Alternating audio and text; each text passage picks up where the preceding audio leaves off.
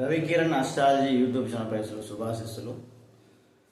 మేషరాశి వారికి ఉగాది రాశి ఫలితాలు 2026.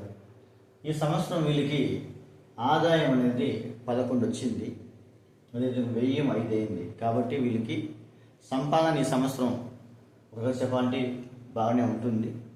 ఖర్చు అయితే తక్కువగానే మనకి చూపిస్తాము. రాజపూజ్యం 2, అవమానం 4గా చూపిస్తాము. అంటే మీరు వచ్చేసి మంచి పేరు కన్నా ఏదో చిన్న చిన్న మీకు బ్యాడ్ నేమ్ అనేది కొద్దిగా ఎక్కువగానే మీకు చూపిస్తాము. అంటే మీరు మంచి చేసినా కూడా మీకు గుర్తింపు అనేది లేకపోవడము, మీ పైన చేసే అపనిందలు రావడం కూడా కొద్దిగా చూపిస్తాను.